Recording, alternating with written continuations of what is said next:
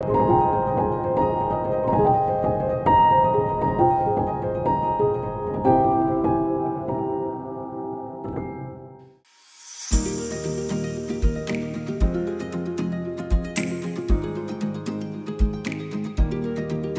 pays, le Togo, enregistre un progrès remarquable à l'instar des précédents rapports.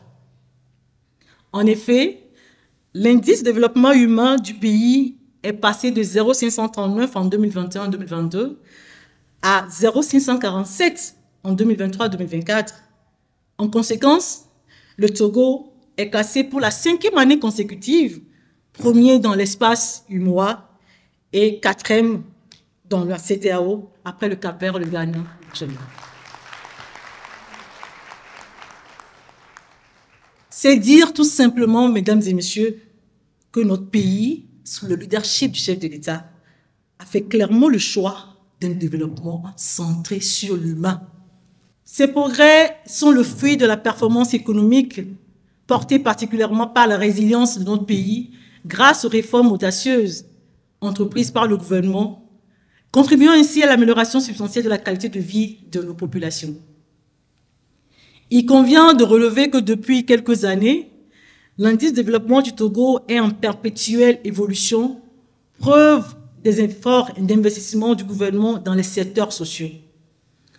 Pour illustrer cette progression, l'indice est passé de 0,484 en 2014 à 0,513 en 2018, puis à 0,539 en 2021, comme je l'ai dit tantôt, avant d'arriver à 0,547 en 2022-2023.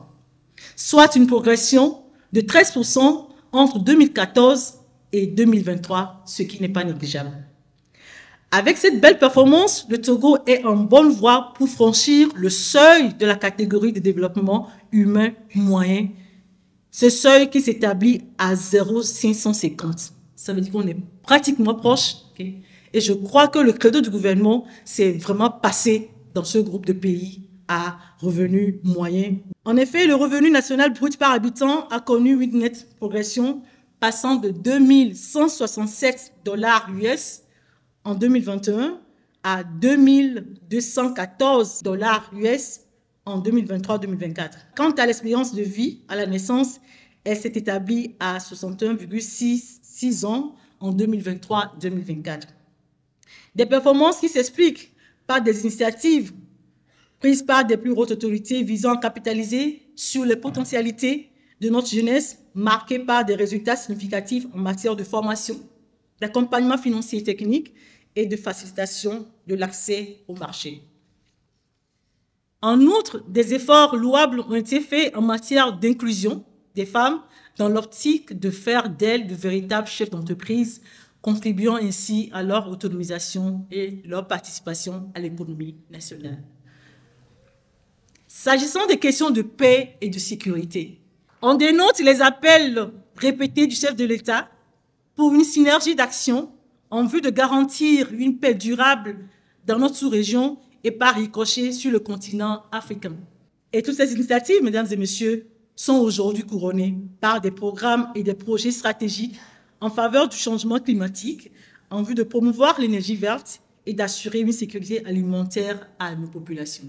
C'est le lieu ici de rendre un vibrant hommage au président de la République, son Excellence, M. Faure Esseozimna Gnassingbé, pour son leadership dans le pilotage des actions de développement de notre pays en général et pour sa politique de renforcement du capital humain en particulier. Je nous invite à l'applaudir.